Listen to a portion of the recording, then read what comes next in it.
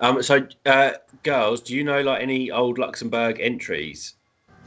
Mm, No, a single one. no, but I can like have my phone here with. Are you serious, Jess?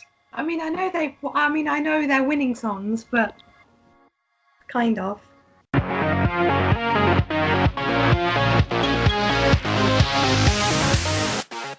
Yep. Hey, ladies, we're here to talk about Luxembourg. Not returning to Eurovision in 2020 and why they won't return. I'm very sad that like I can never remember seeing Luxembourg in a Eurovision. Obviously because I'm so young. You know, they last participated in 1993, and that was how long ago was that? 26 years. 36 years. Yeah, my sister was born that year. Wow, Jess, I know that you would love to see them back, right? I would definitely. I mean, when they were in the contest, they were very, very good. They had some very good, credible entries and even won a couple of times as well. And so for them to suddenly stop participating in the early 90s seems a bit strange when they were doing quite well in the contest and appeared to be kind of enjoying taking part.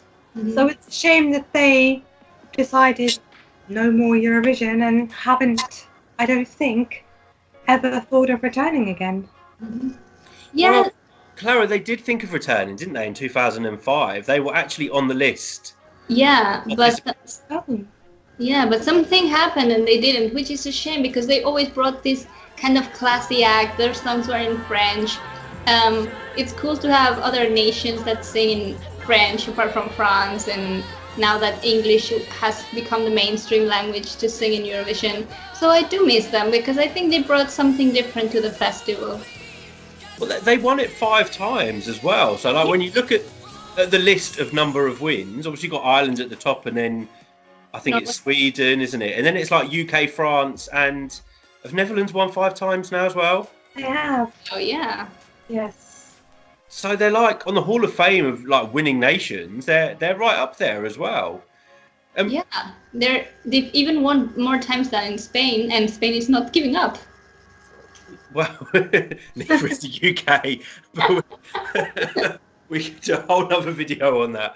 But yeah, they last one. I'm just having a look at the list here. So Anne-Marie David is one of their notable winners. She won in 1973 with a song I can't remember the name of. Tu te reconnaîtras. That's it. Oh wow! Yes. Vicky Leandros, who's obviously Greek, but won the contest for Luxembourg in 1972. And then Corinne Hermes, who won their last win in 1983.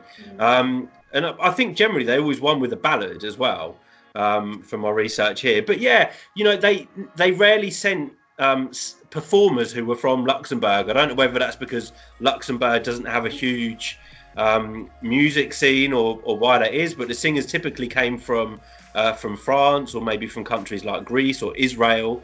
Maybe they were the San Marino of the 90s and the 80s. Oh yeah. Well, they you know they are a small nation, but they did, you know, the opposite to San Marino. They did very, very well.